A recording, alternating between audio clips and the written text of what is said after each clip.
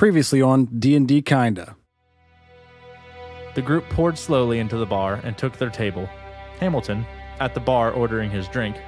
Bartender, I reckon that you won't be needing that coin bank, seeing as how all the drinks are free. The bartender, charmed, smiled and agreed as he handed Hamilton all the money the bar had made that night.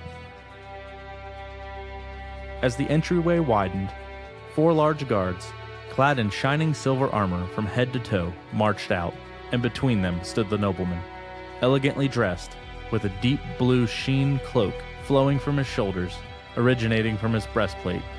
The nobleman yelled, "My good people, have I never had what was best for Neverwinter at heart? This town is at the height of its prosperity, and even as the sun raises to its peak, so does our good city." Weisswein steps up and walks over to you, Topher, and he grabs the keys that are hanging off your belt loop, and he says, "I saw these were given to you by Chrysalix. What are these? Explain these keys." Yes, Chrysalix gave them to me. Where did he get them? I didn't have a chance to ask him. I took them, and I am guarding them with my life. I don't know what they're for, but they have to have some kind of significance to what we are doing.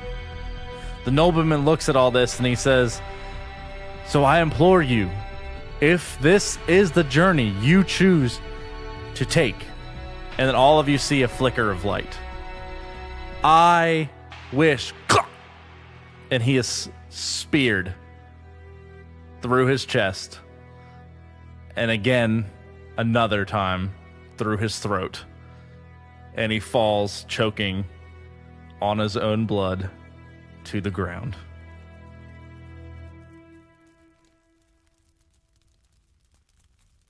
In the early hours of the morning, Bartholonude woke to the smell of smoke filling his dragon nostrils.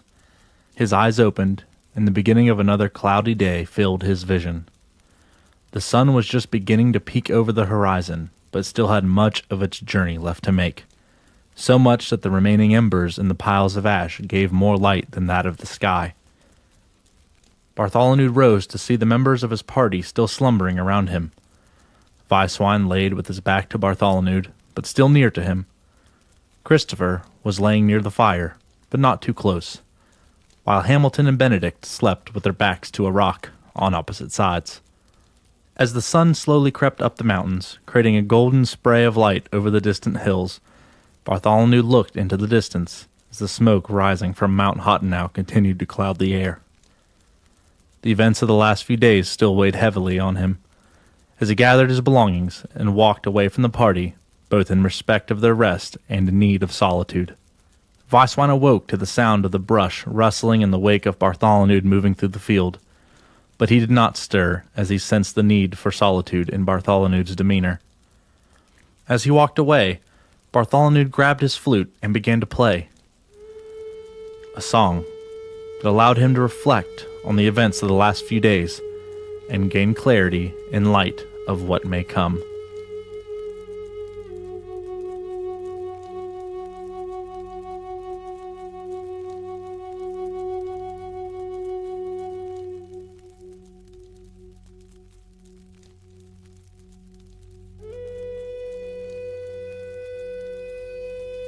So, as you're sitting there kind of, I would imagine this is more of like a solemn act for you. Like you're intentionally alone. You notice that Weisswein has awakened as well. And he sees you in the distance sitting there playing your flute and he can hear it.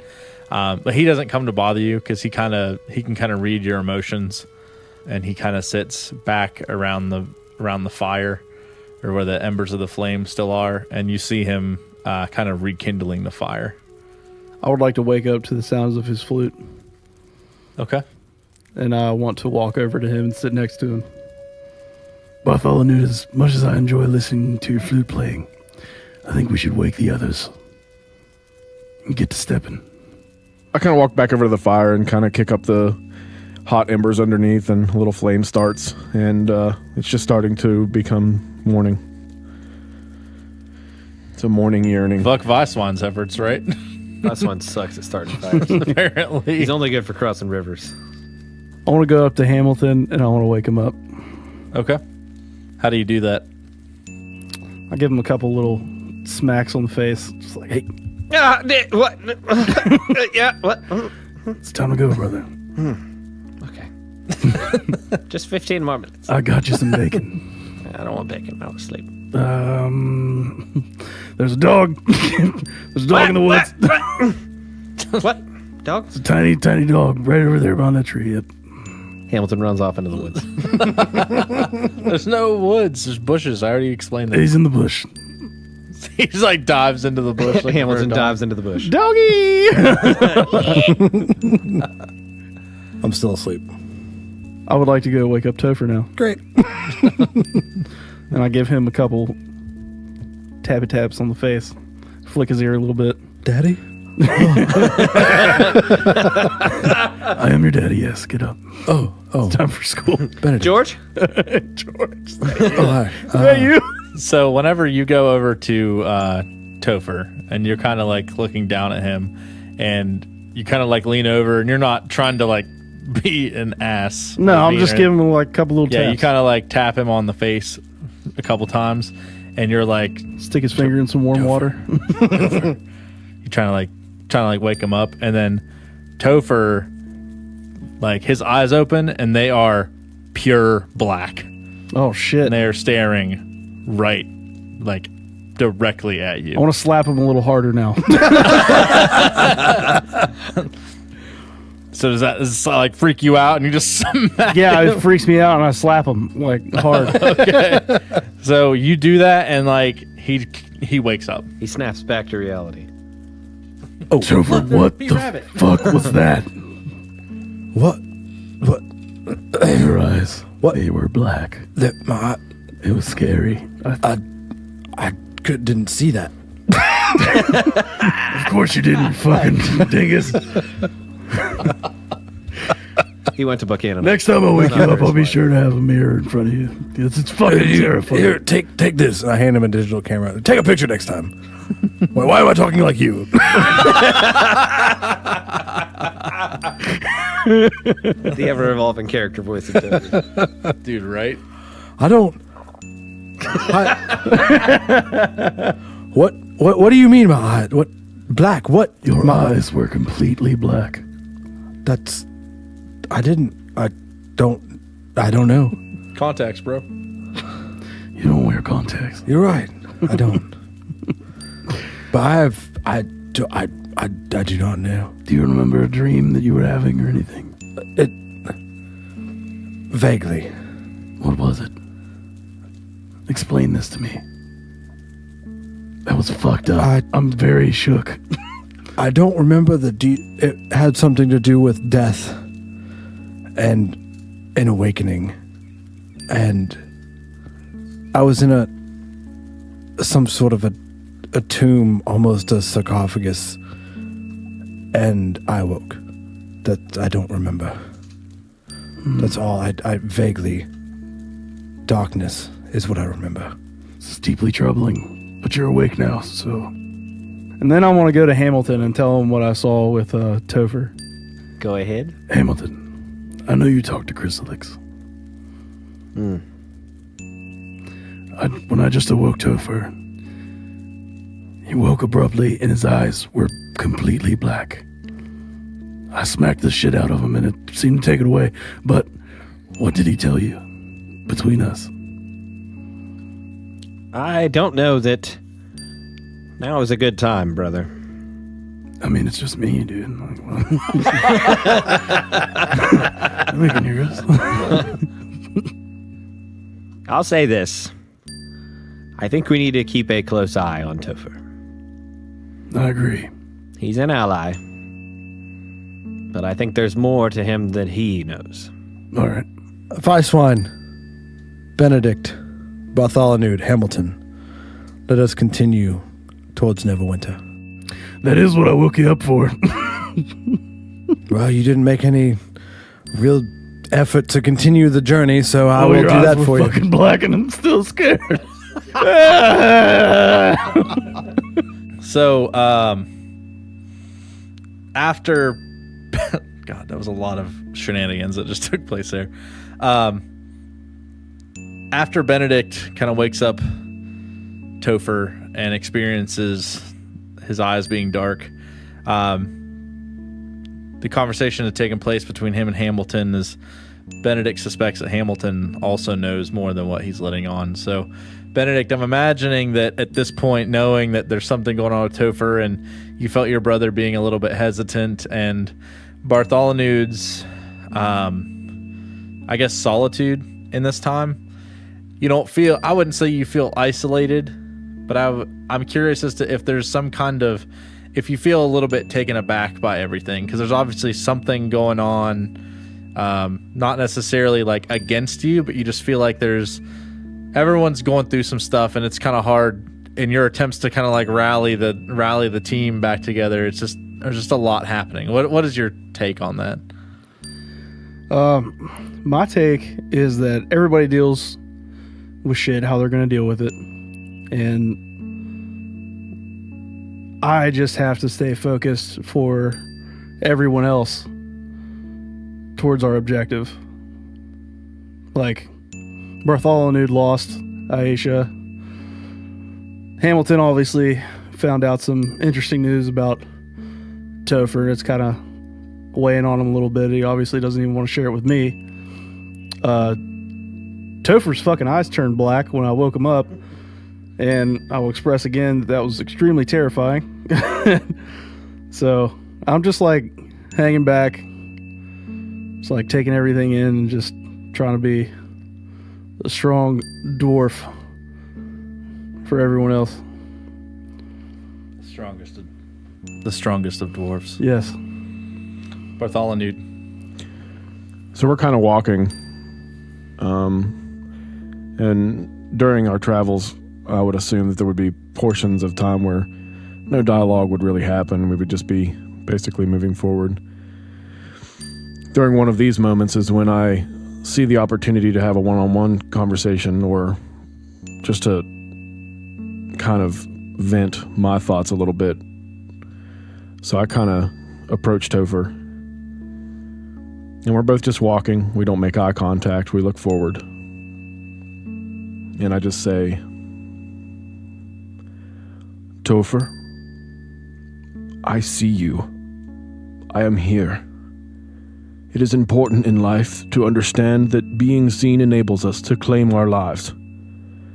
But just as important as bearing witness with the joy in which we proclaim what we see is the joy of first seeing and first knowing. We have seen many things for the first time together, including each other. With the memory that seems to have erased itself, the act of keeping innocence and beginning invisible, we are sorely in need of being seen with joy. So I think we should proclaim, with equal astonishment and innocence, that of all the amazing things that could have been, or not, we are here. As far back as we can look in history, peoples of all creeds, species, and races, even amongst the oldest tribes, unencumbered by civilization, they have been rejoicing on being in Faerun together. Not only can we do this for each other, it is essential. For as stars need open space to be seen, as waves need shore to crest, as dew needs grass to soak into, our vitality depends on how we exclaim and rejoice in I see you, I'm here. I don't say anything, because what he has just said to me really struck me on a different kind of level than I've felt in a long time. And I just reach up and place my hand on his shoulder as high as I could reach, because he's a lot taller than me. and just grab it and just kind of like do that squeeze, like, you know, like, I heard you, I know. And I keep going. Like, I acknowledge what he said, and I know. And if he were to look at me, he would see that I'm for real about that. As you place your hand on Bartholonude, you your mind slips back. You are seeing through your own eyes. There is a place that you recognize, but have no idea where it is. And as your mind slips back, you come forward to a place where you don't know where it is, but you feel very at home. You feel very familiar. And as you turn around, you see the face of a woman and a man. And in your heart, you know that these people are home. Your mother and your father. And as you walk away from them, you turn around and you're in a church. There is someone standing on the altar wearing robes with the symbol of Mishkal. And as your mother and father smile as you run towards the altar, as the man who's standing on the altar steps down and greets your mother and your father, shakes their hands. He bends down on one knee to greet your childish smile and puts his hand on yours and says, "You are destined for the greatest of good." And then you come back.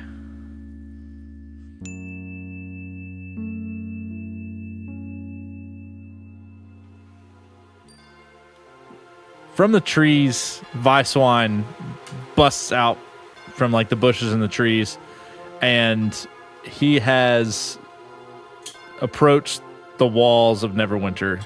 So from where you guys had come out of the woods and the path leading up to the Neverwinter, it flows to the right of the city gates. So you guys you came out of the Neverwinter woods very close to the gates of Neverwinter, and you guys are kind of following the path to lead right into Neverwinter on the western side. Onward. Do you just yell that? So Onward! Weisswein busts like basically like we're coming through like the forest, like we're approaching the edge of Neverwinter, and he just kind of like busts through this like, and we're right there at the wall. Yeah, like he was. Okay, well, which direction would the like an entrance be towards? So whenever you guys came out of the woods onto the path, if you were to go straight, you would hit the wall. So it comes out and the path kind of veers off to the left and kind of circles back around into Neverwinter, into the main city gate. There are 4 entrances into the city of Neverwinter other than Or closest to one that's like to the left of us. Well, that's the only entrance anywhere near you guys. Well, yeah, that's what I'm saying. Like that's the closest. Yeah, that's what I'm saying. Like it's but the that's closest the one that we western can gate. see. Yeah. So Yeah, I would like to head towards that entrance. Like there's no reason that we shouldn't go into Neverwinter. okay. So as you guys are walking towards the gate, all 5 of you, you guys notice something relatively strange, as all you guys are pretty familiar with Neverwinter.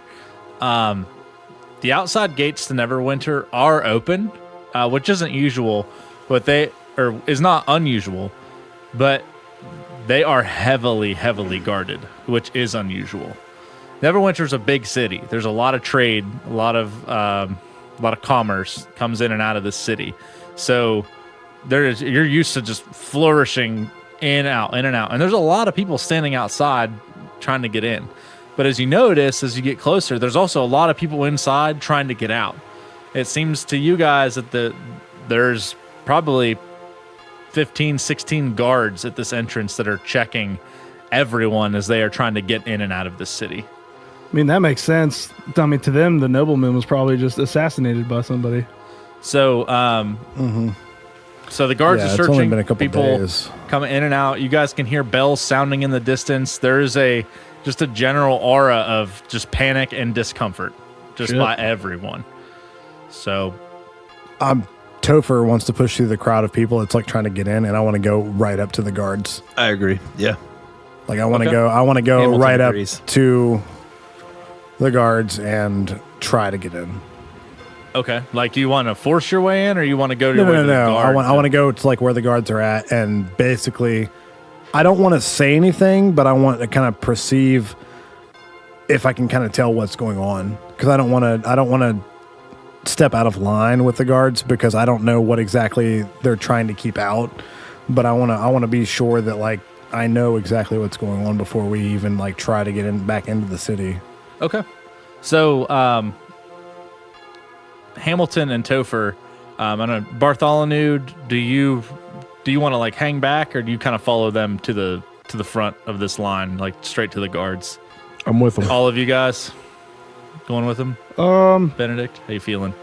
I want to talk to one of the people that are trying to get in. Okay. While they go talk to the guards. So here's what we'll do. So I'm gonna go with Topher and Bartholonude and Hamilton first, and Weisswein hangs back with you, Benedict. Okay. So you guys kind of push your way up to the crowd, and everyone that's standing in line is kind of like yelling at you guys, like, "Hey, you guys can't pass this, wait in line," blah, like stuff like that, like yelling and screaming. And there's a guard that kind of steps out of the formation and kind of like puts his hand up in the air, and he's like, "The line to into the city is back there. You will wait with everyone else." I would like to cast Charm Person on the guards. Kind of figured that was going to happen. How many guards are there, by the way? There's like 16 guards. Oh, Jesus Christ. There's a lot of guards. Now, this one in particular, I mean, there's only one of him, so. Okay, well then I'll just cast it on him. All right, what do I need to beat? A wisdom save throw of 14. Yes. Yeah, it's not going to do it. He's charmed. So he is charmed AF. All right, friend. I think you should let me and my friends pass. Okay. Yeah. They didn't think of any reason why, if he was charmed, he wouldn't want to not do that. So Hamilton turns around and yells back to his brother and Weisswein and says, "We can go through. Come on." So you were getting ready to engage someone in a conversation, but you just break that, and Yep, we're just going. So the guard turns around and says, he says, "Make way for these people," and people are getting angry. Like, We'll be okay. so the other guards come up to this guard that you charmed and say, "What reason do you have for letting these in? Did you check them?" We have news of the nobleman. Oh shit! Oh, fuck. Damn it, Topher. No, we don't. Who's that? So you say this, and like all of them get quiet, and then like one of the ones from like behind like pushes his way out, and he's wearing a like captain of the guard sigil on his chest, and he kind of walks up to you, and he's like, "What did you say?" The nobleman. "What of the nobleman?" I watched him die. And you say this, and weapons get drawn. Now, before you become hostile, we were attempting to save him. We did everything in our power to keep him from dying, but something came out of nowhere and killed him. We tried. Topher, Believe me, we tried. can I speak to them, Topher? So the guard looks at you, and he's real confused looking. So Hamilton jumps in between the guards and the crew and kind of motions to everyone to calm down and strolls over to the guards and says, "Listen, we know some things about your nobleman, but weapons will do you no good. If you kill us here, then what could we possibly tell you? Perhaps if you were to let us into your city and allow us to rest, we could tell you everything that we know. I think that's probably a good idea, don't you?" There will be no resting until you tell me what you're talking about. So I step up and I walk up to these guardsmen, and us as a party are kind of all together. So I kind of invite the guardsmen close to tell them about the events that happened, and I'm gonna need a little bit of DM. Bartholonude. Yes, Topher. Wrong Hamilton. person. Yes, Topher. Bartholonude is drunk. Bartholonude. Yes, Topher. Oh, you're Hamilton. Yoink. God damn it. Maybe this is not the best place to have this conversation in front of all of the common folk. We have nothing to hide from them. I agree, we do not. But I think perhaps these are sensitive matters and they should be discussed somewhere a little bit more private. I'm a proud middle classman. You don't call me a common. Somewhere that innocent people might not be injured. Well, with the guardsman's permission, we can do this indoors. Well then, gentlemen. So the captain of the guard looks pretty confused, as do all the guardsmen. They're just kind of like looking around, really curious, especially after The charmed one. after Topher's comment. But I mean, obviously, the charmed one is just he was told to let you in the city. So Listen, gentlemen. I understand that your ASVAB requirements were under 30, so you're not the smartest. But I think it would be a wise idea for all of us to go somewhere more private so that we can discuss these very sensitive matters that we have. all right. So the captain of the guard looks over at two of the other guardsmen and kind of like lowers his head, like nodding, giving them like an affirmative, and they go to a storeroom that is against the side of the wall, very near the gate.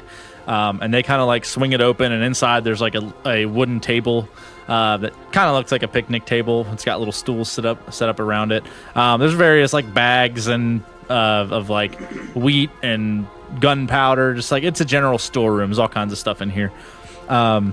Definitely not meant for any kind of like prison or anything like that. But so he comes in and closes the door. And all of you guys come in, including Weisswein as well. How big is this room? It's like 10 by 10. It's pretty small. Like it's essentially there's just enough room for all of you guys to stand in. Just How many guards are there? just Three in for this room with you guys. Okay. so I don't trust what's happening right now. I don't trust the guards. So as we walk into this room, I cast Spirit Guardians around this room. What does that do? Spirit Guardians is I call forth spirits to protect me. They flit around in a distance of 15 feet for the duration. So they'd be outside of this room essentially. And they would be essentially guardians to us. Cool. When you cast a spell, you can designate any number of creatures you can see to be unaffected by it. So obviously Benedict, Hamilton, Bartholonude, and Weisswein, I don't want to be affected by this, but these are there essentially to protect us. And I want that to be known to these guards that you can bring us in here, you can question us, but there are spiritual guardians outside protecting us that if anything happens to any of us in here, that it will not end well for them. I kind of like that. So like everyone else, the other guards and Yes. the people, all Everybody see that's like not inside this room can see this. so like these spectral like almost like guards. I kind of imagine them like the ghosts from like Lord of the Rings and like the third movie where these things like come out like these ghost forms of like ancient soldiers, and they're just like essentially, standing. but they're more in like they appear, they're angelic. Okay. So when we walk into this room, I just want to make sure there's 3 guards. Is one of them the captain? Yes. Okay. So He's we're kind of leading you guys in. so we're in this room, and I just want to ask the captain, who do you report to? The captain of the guard looks at you and says, I report to the general over top of the city. He receives all the defense. I'm the captain of the guard for the western border of the city. That is who I report to. So I basically want to propose this. I say, for the good of not only all of Neverwinter, but for all of Faerun, I want to show you our good intentions. Using the power of the Paladin Order, I will cast Zone of Truth on this room. It is a magical zone that guards against deception. And until this spell ends, you cannot put forth effort that will be a deliberate lie. Bartholonude, maybe we shouldn't do that. I feel like Hamilton has something to hide. Now, and this deserves to be known by all parties, including the DM. An affected creature is aware that the spell is cast, and thus can avoid answering questions in which it would normally respond with a lie. So you can kind of be evasive is there a in your saving answers. throw or anything? No. Well, no, he. No, So I like this because you are going out of your Charisma way 15. to tell Yeah. the guards that you're going to cast this as a sign of good faith. Yep. As in everyone. That everybody in this area has to speak the truth. Yeah, and if anyone is lying, that you will know it, and Yep. maybe even you give him the ability to be able to tell that as well. I'll even let that fly as part of like as far as the story. But yes, there is a charisma saving throw of 15. So here's how we'll do this. I think that if anyone, I beat the shit out of that. that's not how this is gonna work. Hold on. So I think that if this is how you want to do this, I think that we should let it happen. You give the captain of the guard and yourself the ability to tell if anyone's lying. If anyone tells a lie, whether it's the guards or you guys, you will roll on that person's behalf. If it's the guard, I will roll. And if that's when you'll roll, and if it beats the 15, then the lie will be... Hamilton likes women. That was a lie. All right, so is that cool with everyone? That's Makes cool with sense? me. I'm fine So with it. you explain this plan to the captain, and he kind of like begrudgingly looks at you because he's still really confused. Something you guys said has him like pretty taken aback. So he looks at you and says, "I agree to those terms." And he looks over at his the other two guardsmen that are with him and kind of nods, and they give him a nod. So To deliberately be repetitive, I'm going to go ahead and tell the captain of the guard, as a sign of good faith, you can ask the first question. Okay. So he's still kind of just standing there, kind of taken aback by what you guys have said, and he says, "You speak of the nobleman's death, like you know something. Tell me, are you prophets of sorts?" We're not prophets. We watched the nobleman die. Now, your question, through context, I believe that do you think the nobleman is alive? The nobleman lies sick in his bed in his chambers.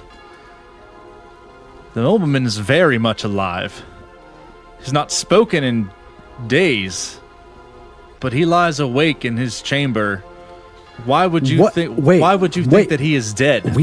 I watched him die. And that is concerning. Are you some kind of prophet? Do What? you No. What does the nobleman suffer from? Fools. We don't know. he cannot speak and will not. Does he have any injuries? No. Nothing to the chest, the stomach. We have had many doctors and Hamilton, did you keep... charlatans and everyone come in to try to figure out what's wrong, but he just will not leave his bed. And Hamilton walks out of the room. Hamilton, before you go, did you happen to keep the spears? Anything from the spears that we saw? Hamilton stops at the door, turns around, and says, "I kept nothing," and opens the door and leaves the room. so as you were going to walk out of the room, there's someone that walks in front of you and kind of blocks the door. And the captain of the guard turns around and says, "Please give us a chance to finish asking our questions. I can tell by your frustration that you are just as confused as we are. We have told nothing but the truth. We don't understand what you are trying to say. What is it that has you so frustrated?" As he's looking directly at you. You can't handle the truth. Hamilton turns around very visibly frustrated and says, "I don't think you understand exactly how much is at stake here. We watched the nobleman die. He is dead. We slept next to his body. He was passed for hours. That man in that bed that is sick is not your nobleman. And I don't know what is afflicting him, but I am going to find out. So let me out of this goddamn rope." I pull my spectral guardians inside closer to us, like closer to the door, and I start to try to leave as well. I'm going to go with Hamilton because this is completely. It's not what we saw. This is not what we saw. These people are either being deceived or we were deceived. So as you guys start to leave, I'm just gonna walk up to the captain and just kind of give him the bottom line that we're leaving. So I basically just walk up to him and I say, "Understand that what we have experienced has really conflicts with what you tell us. We need to work together. We are on the same side. We are here to protect not only Neverwinter, but all of Faerun. And this nobleman plays a key part in this quest." So Hamilton sees the conflict that's occurring and backsteps, turns around, walks over to the table, climbs up on a stool, and then up onto the table. I feel like that would be the proper order. And strides over to where the captain of the guard is standing and unstraps his wand or his staff and hands it over to the captain of the guard and says, "Listen, take my staff. I don't care. I'm not here to do battle. I need to be in that nobleman's chambers. I'm not sure if you have been deceived or I have, but you need to put me in that room. I have to figure out what's going on." Okay. So this is a lot for this captain to ingest. Like, he's just doing his job, and then 5 people show up that claim everything they know is a fallacy, and then spiritual guardians and like your guys' pure adamancy, as well as him 100% knowing that you guys believe 100% what you're saying based off of with Bartholonude's assistance. So I guess in like a sense of like him being overwhelmed, he just kind of like is kind of taken aback, and he's like, of course, and he's keep your staff, small one. I have no qualms with that, but let me take you. I will take you to him. I will take you directly to him. So, they walk out, like they go with you, and he starts to escort you through the city, as well as one of the other guards, and one of them hangs back and just continues to do what they're supposed to. So you guys are going through the city with the guard. So while we're walking, I want to kind of drift back towards Topher and walk next to him and strike up a conversation with him and just just kind of open a dialogue. Topher, listen, when all of this is settled, we need to have a longer conversation, but I think it would be a good idea for you to dispel these spiritual guardians.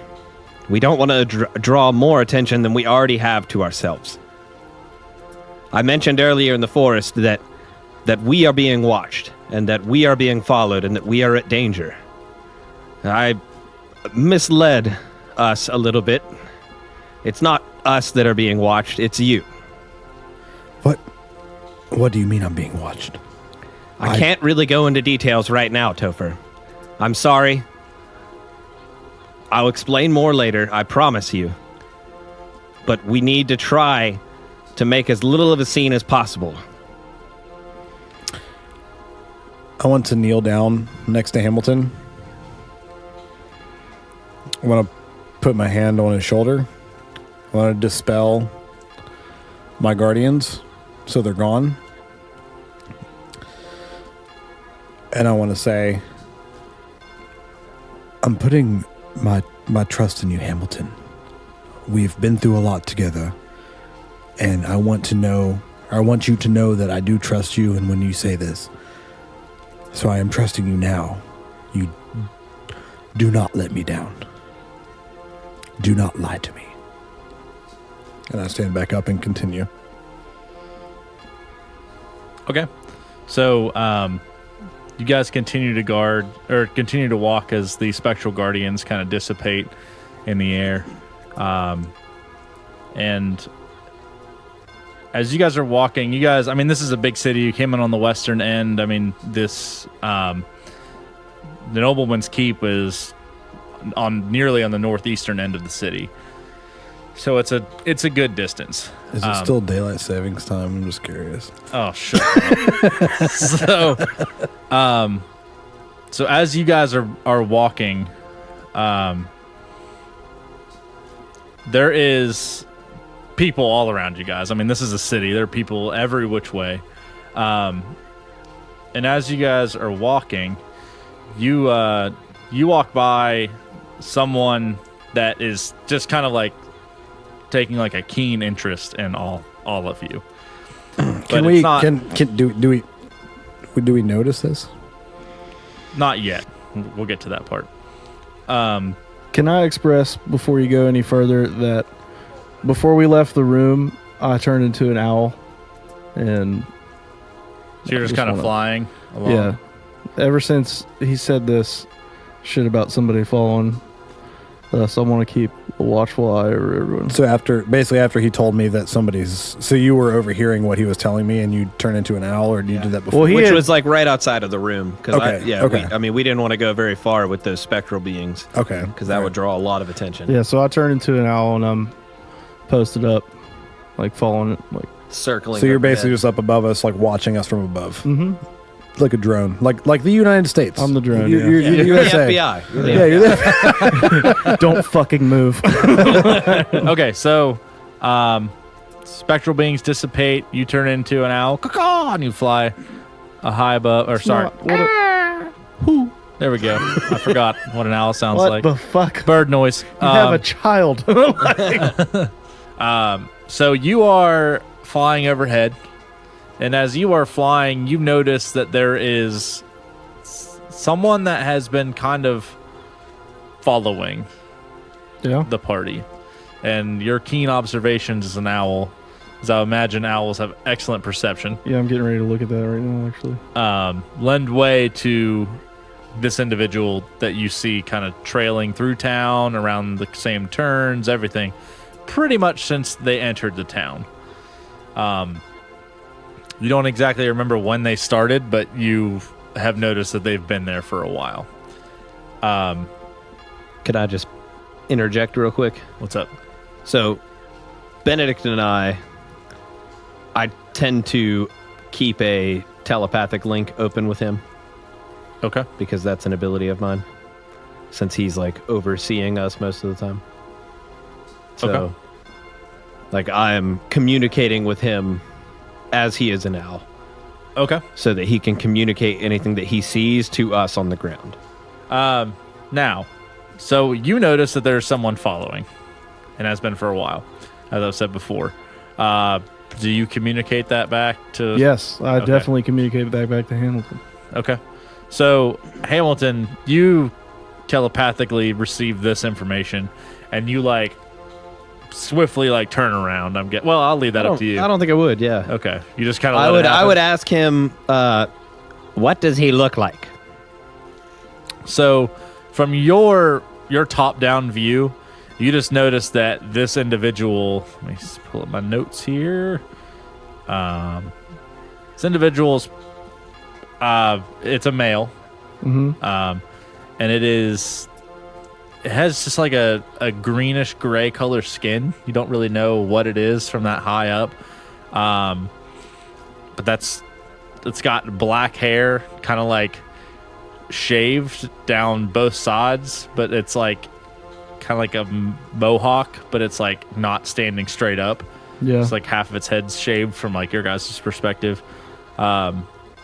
but that's about all you can tell. That's all I can tell. Yeah, from that high up, yeah. Well, I want to come down a little bit and jump. Is there like a fence around where I could get a good visual at him? I'd say you'd be able to like land on the top of like one of the buildings and be able to kind of watch. Yeah. Okay, well, I'm going to get on one of the buildings, and I want to do the cool owl thing where I just I'm facing one way, and I can turn my head completely around.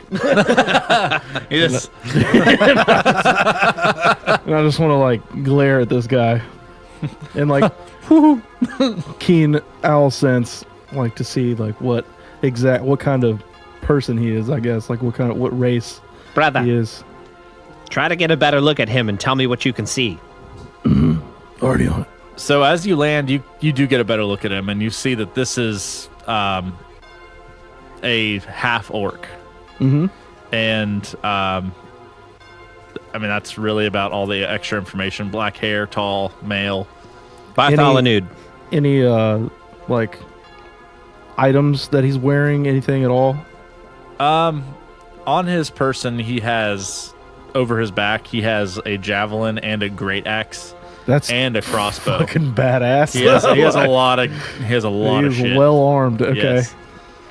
Bartholonude, Yes. there's a heavily armed half-orc that has been tailing us. I think maybe you should drop back a little bit from the party and get a closer look at him. So I'm going to cast Locate Object, Okay. which I just described the name of an object that is familiar to me. I sense the direction of the object's location as long as that object is within 1,000 feet. If the object is in motion, I know the direction of its movement. The spell can locate a specific object that's known to me as long as I have seen it up close within about 30 feet, at least once. Alternatively, the spell can use to locate the nearest object of a particular kind. In this situation, I want to see if Chrysalic's necklace is within 1,000 feet of our location. Okay. So when you cast this, you do not feel Chrysalic's necklace. Okay. But I like where your head was at. Yeah, maybe he had that guy follow us. Who knows? So as the guard turns around, he notices that you guys are kind of like falling behind, and he stops where he's at and turns around, and he pulls out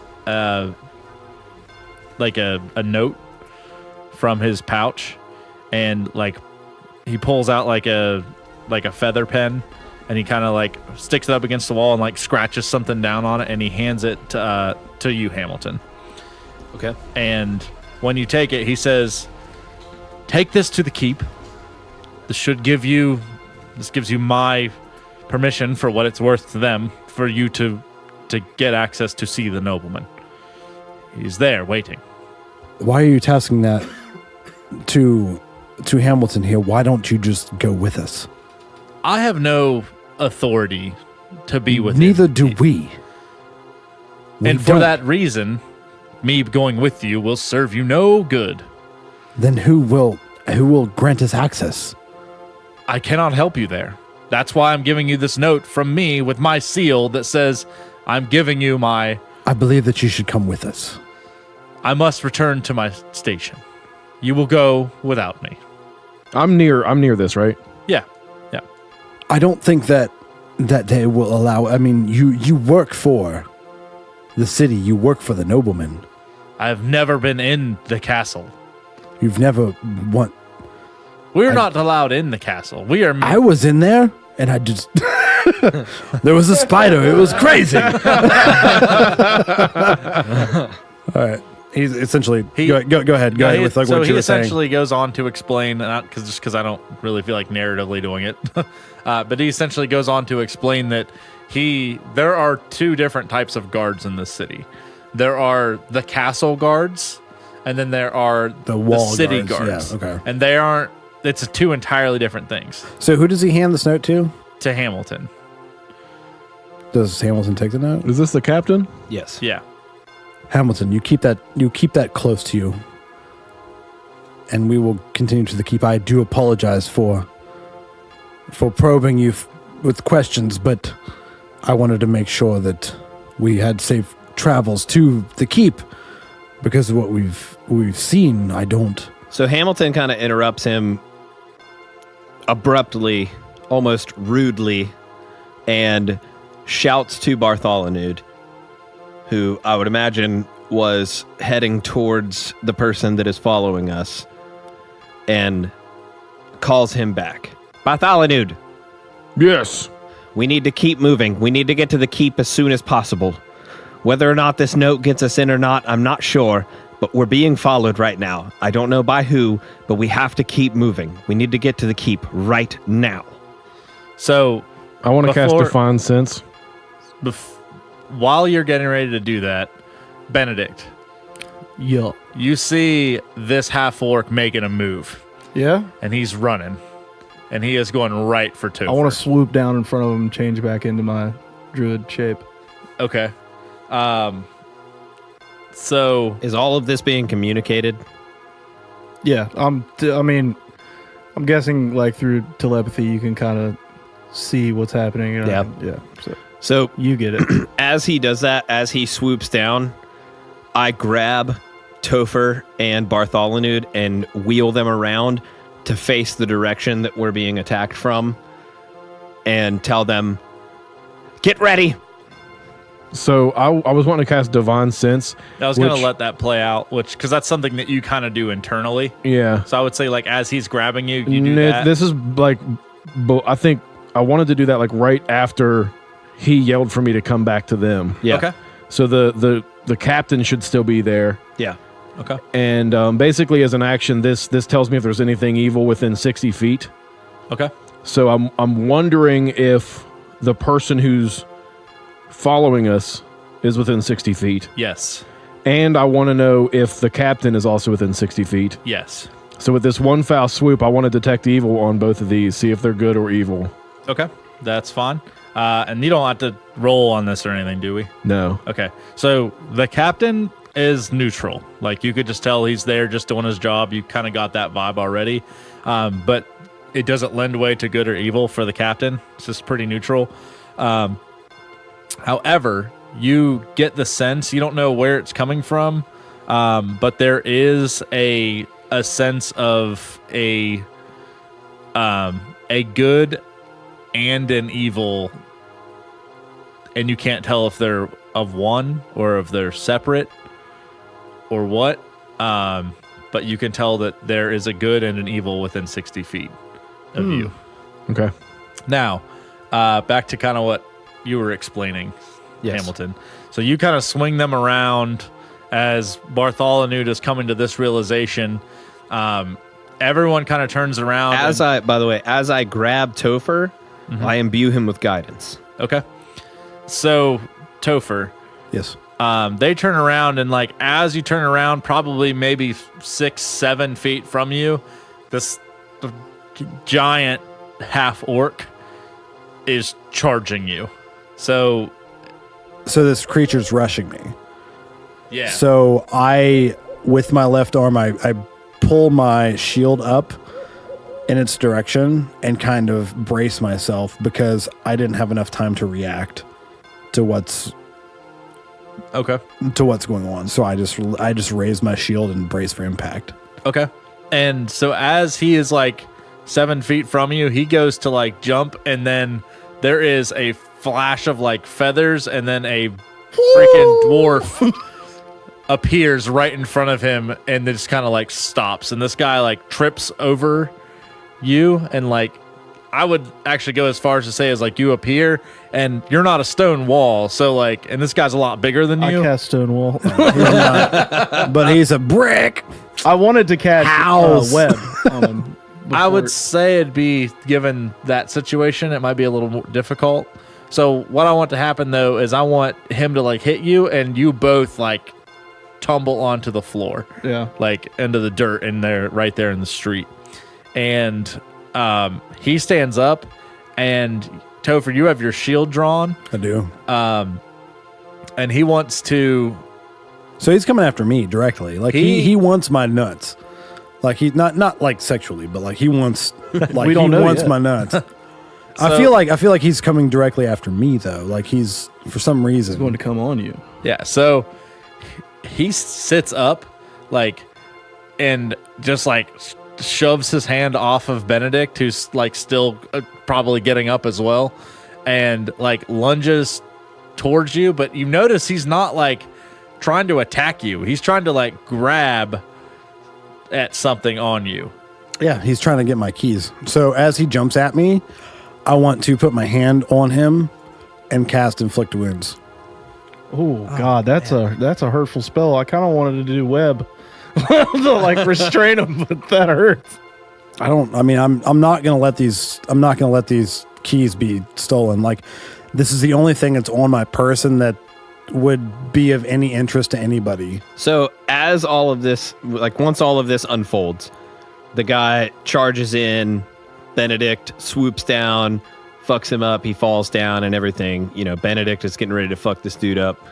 I want to shout over the crowd to Topher and say, "You must keep the keys and yourself safe. Stay back." Okay. Yeah, So you casted Inflict Wounds? I cast Inflict Wounds, so I need to make a melee spell attack. Okay. That's a 9? Yeah, that's definitely not going to hit. So does that have a like half damage if it doesn't hit or anything like that? No. Yeah. It doesn't do anything if it doesn't hit. Okay. Someone else said they wanted to do something. I wanted to cast web. Web. Okay. He has to beat a dexterity saving throw of 16. That's a 10. So that does not.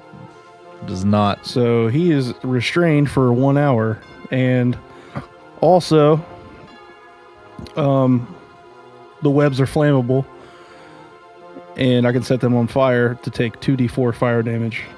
Okay. And Are he you takes- doing that or are you just catching him? I'm just catching him right now. Okay.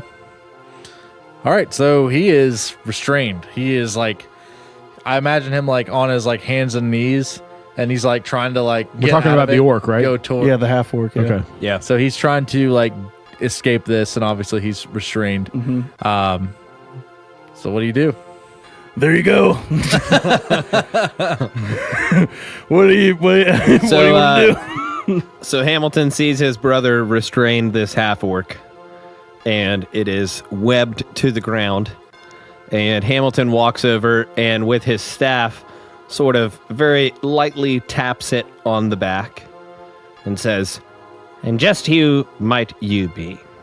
So he like whips his head around to look at you, and he's still like struggling really hard to get out of this. And like you notice that this this half orc, what the hell? Why isn't this working? So this half orc, he looks at you and he's got like these golden yellow eyes, like just like this deep greenish gray skin with tattoos all over him. Just a gruff looking. It's a bad creature. mofo, he looks like. Yeah, and he's got like this hair that's cut in like a straight mohawk, but it's not up. It's like falling down the side, so it's kind of like just gruff. He's got like Super teeth, edgy. like tusk teeth, like coming up out of the bottom of his mouth. But he's not as like bulky as a normal orc. He's a half orc, Right. and he kind of looks at you. He's got like a scar that runs from like this forehead down across his nose, like right over his eye, and his right eye, or sorry, his left eye has like a kind of like a scratch on his cornea, and it's like glazed over, kind of like he's blind. And he kind of glaucoma. I was waiting for it. I was waiting for it. I that knew it was was not coming. where I was headed. With Knew that. it was So, coming. and he kind of looks at you and he says, "It's none of your business who I am. Let me free. Give me those keys. Those are not yours." So Hamilton kneels down next to him and puts his hand across his back and, speaking directly to his mind, says, "And just who might those keys belong to?" So when you do that, he kind of looks at you and he gets like this really sinister smile on his face, like that he's not intimidated by the fact that you're doing this. And he kind of looks at you and says, "It is none of your business." So I want to kneel down to this guy, and I want to look him right in the eyes and use like some of my druid shape abilities to like morph my eyes into something scary, like a saber tooth or I something. like that. And I want to tell him, "You will tell us, or I will set you aflame right where you lay." All right, make a intimidation check, because that's kind of badass. I like this. Oh, that's just a 17. Okay, that Just a definitely 17. that definitely it definitely works, but it's not. It doesn't work as in like he's not. You can tell he's not scared of getting hurt. Like Yeah. this individual is more concerned about the fact that you have the keys than he is about himself taking damage. But he looks at you and says, "The important thing is that these keys are not your keys. Those are my keys. Those are I the beg to differ. Those are the keys to my house, my abode. And if you have them, then where is Francis?" Did you just Possession is 9/10 of the law, fuckface. So Hamilton, did you Francis? How do you know Francis? How do you know Francis? That's not of your concern. You are the one in my control right now. You're How the do you one know? with the keys to my house. so Hamilton grabs Topher by the front of his tunic Okay. and turns towards Bartholonude and says, "Bartholonude, can you carry him? With ease. We have to get out of here now. Once we get to where we are going, we can question him further. Let's get out of here." I toss my rope to Bartholonude so he can tie up, because I'm assuming that web doesn't really last if you're like picking him up and carrying him. So I'm gonna give Bartholonude my rope, Good call. and we're gonna tie him up so we can tie him and carry him with us. Good call. Okay. So I do that. All right. So he's tied and hands bound. And webbed. Extra restraints. Yeah. Okay. Now, as you guys do this, the captain of the guard has obviously already left. Right. But this individual is screaming, and he is drawing a lot of attention. And there are people who are looking around at you. There are a lot of people are taking note that you guys have bound and gagged, or bound this individual, not gagged him. Giggity. But you guys have bound this Freudian slip. Sorry. You guys have bound this guy, and he's yelling at the top of his lungs. A lot of people are seeing it, and you guys start to see guards kind of like pouring out. I Now- cast Charm Person on him. I backhand Hamilton and cast silence.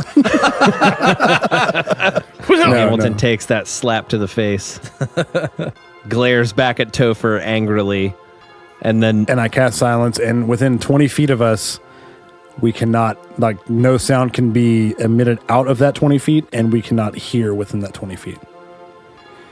so Hamilton realizes what has happened and glares angrily at Topher because he just slapped him in the face, but nods begrudgingly because he understands what he did, but he's still mad because he got slapped in the face. You can't verbalize that because I I won't be can't able to say hear anything. it. I won't be able to because hear it. because Hamilton knows what you just did, and he's like, if I say anything, it's not going to matter. It doesn't So matter. Yeah. So I cast this, and yeah, He gives you it's the silent finger. with it. Hamilton gives you the finger. He pulls That's his okay. fucking staff out. That's okay.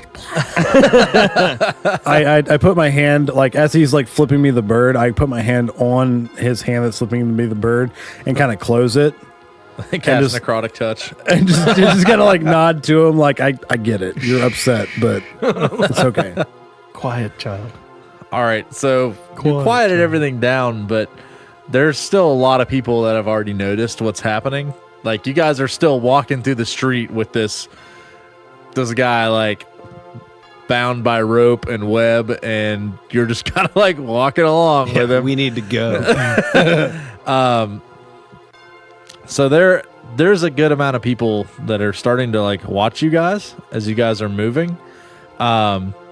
And as you guys are walking, there's a group of guards that's passing, and they stop you guys, and they start to question what you're doing. So they kind of like squat up, for lack of better terms, Squaw. and right in front of you, and they say, what What are you doing with this innocent civilian? Hamilton. We can't hear them. You guys just keep walking like No, nothing's happening. no. Hamilton sees them square up on us and pulls out the note that the captain of the guard had given them. Walks over to them, holds it out in front of them for about 5 to 10 seconds, puts it back into his tunic, turns around, doesn't say a word or make any gesture, walks back to the party and continues on his way. Okay. So as you are standing there with this note, the guards are standing there, and you notice a relatively familiar face appear from like across like kind of like the street and walking towards you. You didn't think anything of it, but as I got closer to you, you became relatively familiar with who this individual was. It's like a face that you knew, but you've kind of forgotten. And as it gets closer to you, you kind of lock eyes with this guy, and he immediately locks onto you as well. And it's this tall elf, and he looks right at you, and he immediately gets real angry, and he starts to point and like look all around and like scream directly at you, but you can't hear it. And the guards are like looking back at him and like looking at you, and they draw your weapons, and you recognize this individual as the bartender of Brandy's Main. Hamilton turns around and telepathically tells everyone in the party, "We have to go right now." I cast Find Steed. What? You summon a spirit that can assume a form of an unusually intelligent, strong, and loyal steed, creating a long-lasting bond with it. Appearing in an unoccupied space within range, the steed takes on the form that you choose: a warhorse, a pony, a camel, an elk, or a mastiff. The steed has the statistics of its chosen form, and it can be celestial, fey, or fiend. I choose celestial. And basically, it's this little thing that I can summon that allows me to basically have a mount. So, giant dragon on a celestial horse. Yeah, and it mentions here that your GM, which it says GM, by the way, for the record. Our general manager. Your GM might allow other animals to be summoned as steeds, and I would really like it if it was a dragon, like an actual celestial You want dragon. a dragon horse, A Pegasus. essentially? Like dragon just a face. dragon that I could mount. That I think that's perfectly fine. cool. So this bartender, I want to Sure cast does. banishment on him. Fuck. He has Oh, to shit. succeed on a charisma saving throw. Okay. Be gone, Font. Meanwhile, I've just That's what I yell. I climbed up on my dragon, and I have the tied up tucking orc my gold into the back of my tunic. with me. What do I have to beat? 15. No, it does not beat Does not it. beat it. Okay, so I attempt to send one creature that I can see within range to another plane of existence. The target must succeed on a charisma saving throw or be banished. It's just because guys If can have Bartender. he gets something happens to him, and it just like ruins. Poor bartender. Oh, he wanted more Okay, his money okay. back. You have made a mortal enemy. Okay. Let me explain this. If the target is native to the plane of existence that I'm on, Back to Neverwinter. so he is native to this plane, I banish the target to a harmless demiplane. Where there the target is incapacitated, the target remains there until the spell ends, which is 1 minute. All right, The bartender is so- gone for. I am imagining guy. this like he's outside, like just silently. You guys have no idea what he's saying, and he's like yelling and screaming, and the guards are kind of like, they're siding with him. Like he's a bartender in a bigger bar in Neverwinter. They know who he is, and as he's doing this, they're looking at him, and he just gone. Like he just appears. Holy fuck! He looks over at you, and you're just Topher kind of dabs. standing there, and they freak out, and they just take off running. I start laughing. That's what's hysterically. up. Nobody can hear it, but I'm literally laughing so hard that I start to cry. So I can now move faster. Why don't you guys hop on the dragon with me and let's get to where we need to go?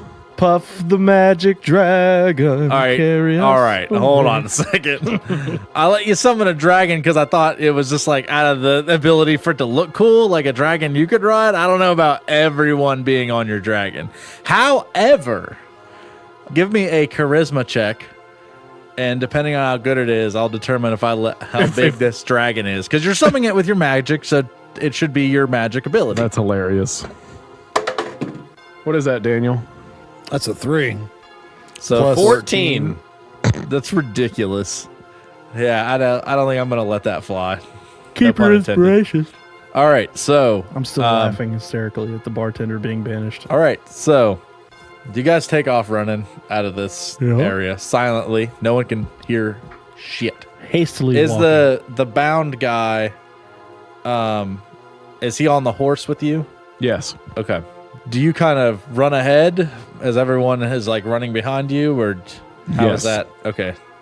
I'm just imagining you just like slowly trudging through the city while they're like trying to run, like keeping up with this mythical. We get her. We get her celestial dead. dragon. Now, so this orc was asking about Francis. Topher's keys. Yeah. That Topher had hidden under his tunic. How do you know you had them? Oh, he knew you had them. How? I mean, they are magical. They're hidden in my tunic. So the fact that he knows that I have these keys makes me think that there's something magical about those keys that lets him know that I have them. Yeah. So And remember, we called out specifically whenever Hamilton did the check that there was a magic aura that came off of one of the keys. yes. The only other issue I have is like we're just stealing this dude who came at us for his keys, and then we're just going to take him to the castle. Yeah, we're trying to find the nobleman, and this guy just kind of interrupted that. Our main objective right now is the nobleman. All right, then that's where I'm heading. I'm heading to the keep. All right, so you guys skirt to the keep. Skirt. So it's a little bit past midday at this point, and you guys roll up on the keep, and there it is in all of its glory as you guys remember it. There's a courtyard out front with massive stairs leading up to a flattened kind of like balcony-ish area with a door. The windows, the walls. The sweat dripped down my balls. Everything as it was. It doesn't really seem like everything hustle bustle of town's fine. Everything's within town. So I want to. I have a unspoken bond with my steed. With actually when the steed is within 1 mile of me, we can communicate with each other telepathically. The steed understands a language of my choosing, so I basically can speak to the steed through telepathy.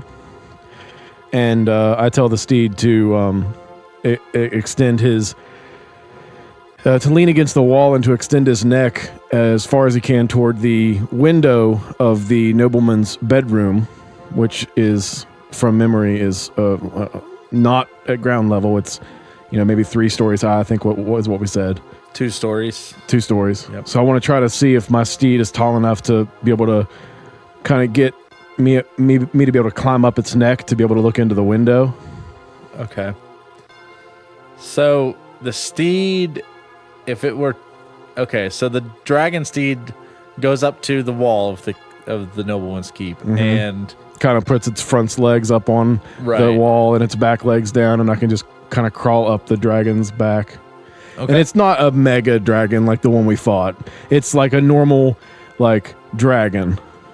Right. Like a wyvern, a smaller one. Yeah. So you start to climb this dragon. I'm gonna let this fly.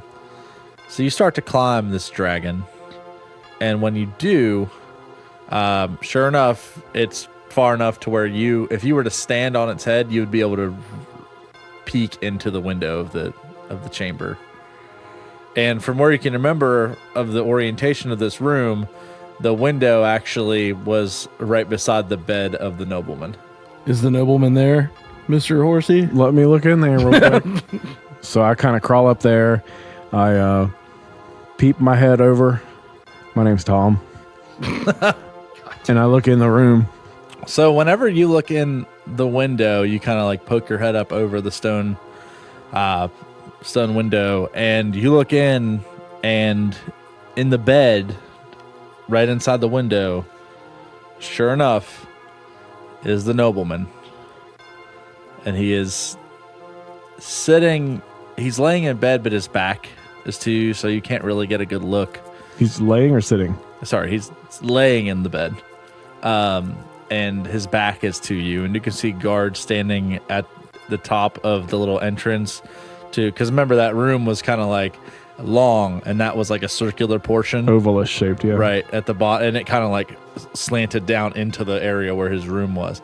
And there's guards standing up at the top, and there's someone in the bed that kind of resembles the nobleman. Is the window cracked? Like, is there any... It's an open window. It's an open window? Yeah. Oh, shit, dog. I'm going to turn into a spider. Okay. So you just kind of like scurry. You can just crawl right up here, too. Like, right up this little dragon and right up the little dragon on top of it and expect... Yep. All right. So you just scurry your way up the wall?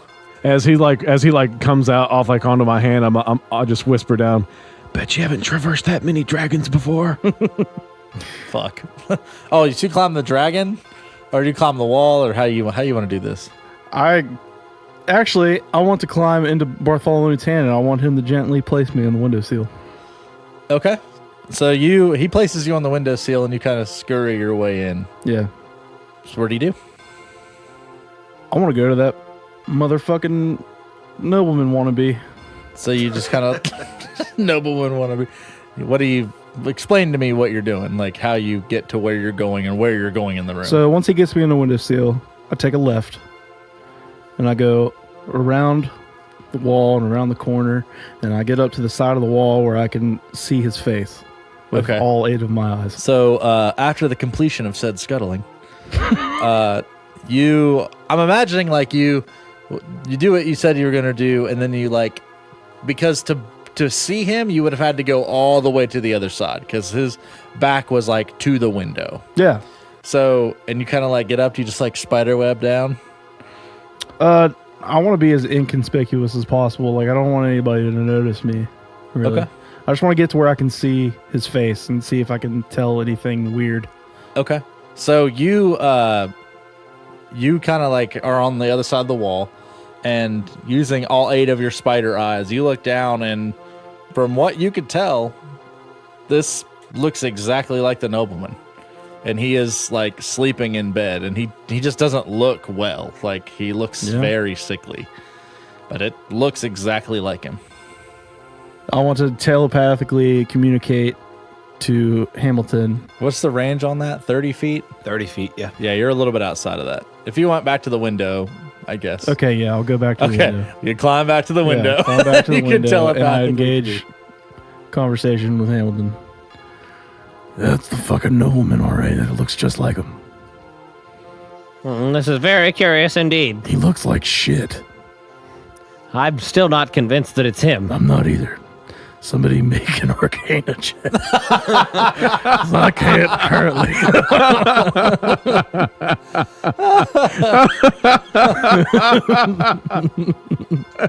Can I get in the room?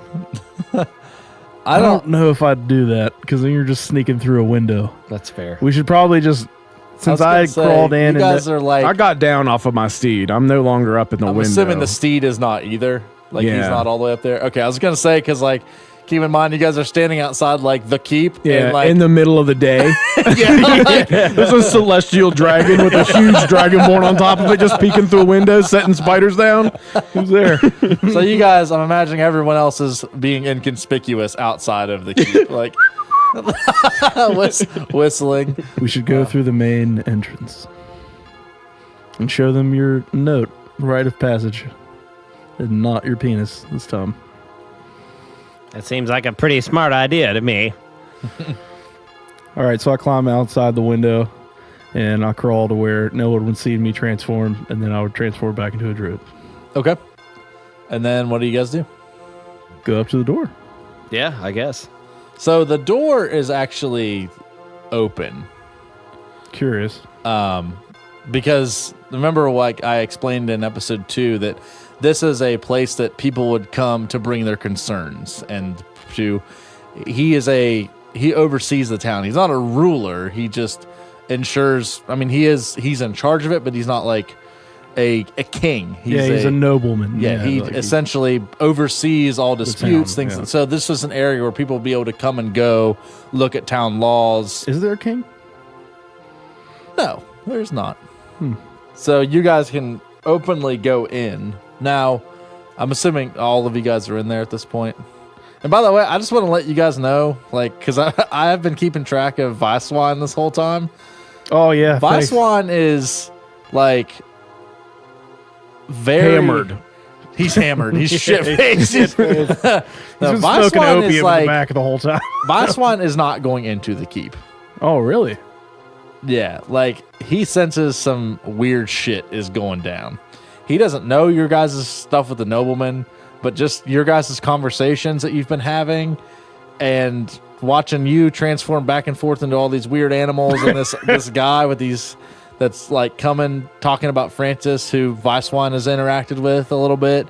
Like, something's not right with him, and he's going to stand outside and keep watch for you guys. All right, that's fine. Stay outside.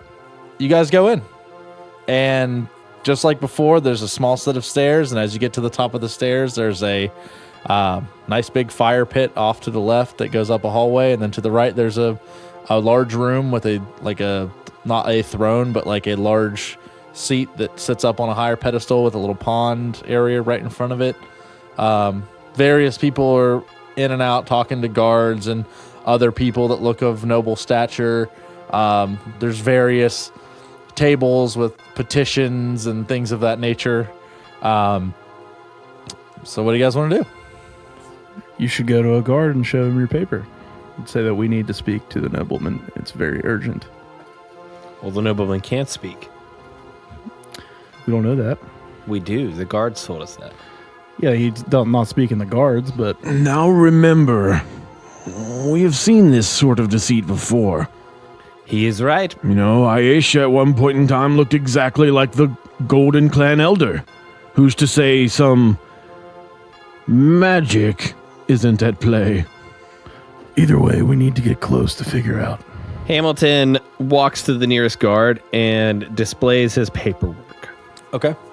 So this guard is just kind of like standing there talking to someone, and then he just sees like out of the corner of his eye this like piece of paper like flash from the bottom, and he looks down and he sees like this gnome with this big beard and just like waving this piece of paper in his face, and he kind of grabs it and he reads it, and he kind of looks at you and gives you like a squint, and then looks back at the paper and turns around and yells for another guard. And one of the guards comes down off of the pedestal that kind of like overlooks the room and comes down and looks at the paper.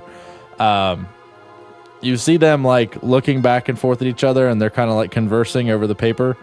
And the other guard that just came down looks at you and says, I'm sorry, the nobleman cannot be seen at this time. He is very sick. Why? We don't What know. is ailing him?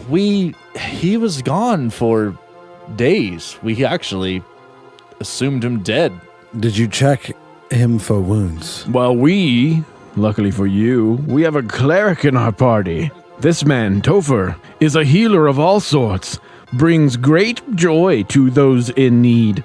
He says, we have had many healers and practices of magics, and everyone has done everything they can to heal him, but it's been days and he's just been laying in bed sick. We have no idea. Give our cleric a shot. What makes him different? He's amazing. That's what makes him different. Look at him. He's the best around. Nothing's gonna ever keep him down. Well, it seems as though you've given up hope. If you do not want our help, then we will not offer it.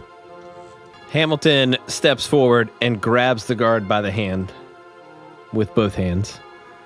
And Jumps, grabs them. if he's able to and can still reach the hands, kneels down. Okay. And says very graciously, "Thank you for allowing our presence. But I would will you to let us see your nobleman. I guarantee you that we will be able to bring a positive energy to this moment for you. I know that many others have tried and failed, but I am convinced, and I wholeheartedly believe that we can make a difference. Just please let us in his chambers." So, he looks at you and he has, I mean, you have the note from the captain. Like, he doesn't, like, distrust you. Like, he knows who the captain of the Western Gate is. And he says, if you would like to try, I have no qualms. Just please do not get your hopes up. I will take you to him. And with that, he turns and waves for you guys to follow him, and he goes down the hall and opens the door, and you guys go back up the staircase that you very fondly remember to be your first dungeon. But so you guys all, I mean, assuming you guys are all following? Yes. Yep. So you guys all go back up the stairs, and at the top of the staircase you walk in, and again, it's much lighter this time, but you guys see surrounding the room the suits of armor. You guys see the frog statue. You guys see the orbs with the eagle. Over on the other end, the pillowcases. down where the bed is, there are two guards that are standing. And as the guard that escorted you upstairs comes up, he just kind of takes his hand and waves them to the side, and they step aside as you guys all five walk down to where the nobleman's bed is. And then you all see this bed. Sure enough, laying in the bed is the nobleman.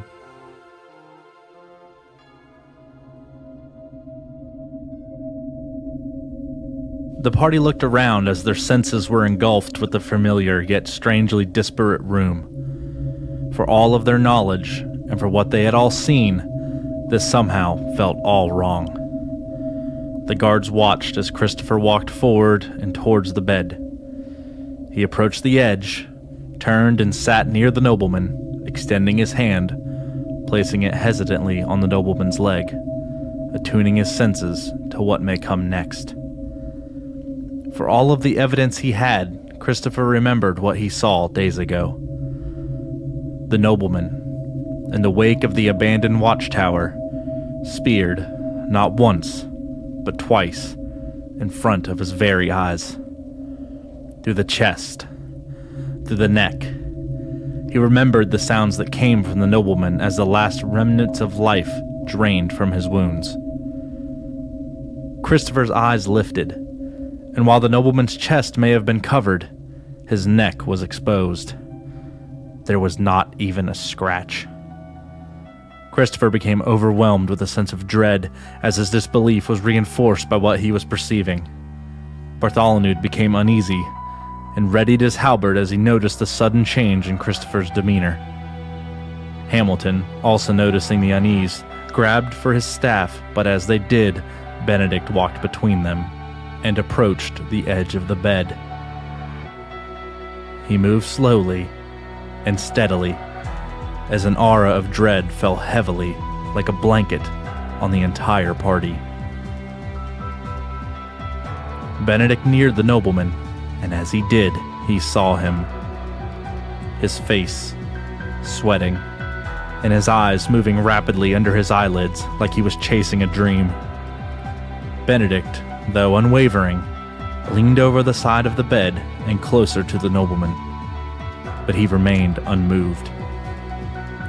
He moved closer, and with his head next to the nobleman's ear, he whispered, We saw you die. Who are you? Immediately, Benedict felt a shift in the air, and before he had a chance to move himself, the nobleman turned his head and whispered into the ear of Benedict something he had tried to forget.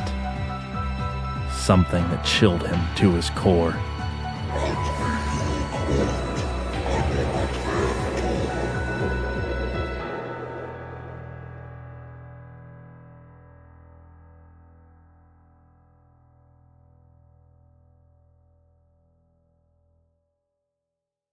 D&D Kinda is proudly sponsored by Elderwood Academy, Skull Splitter Dice, and RPG Sounds fantasy stuff. All right, thanks. Bye.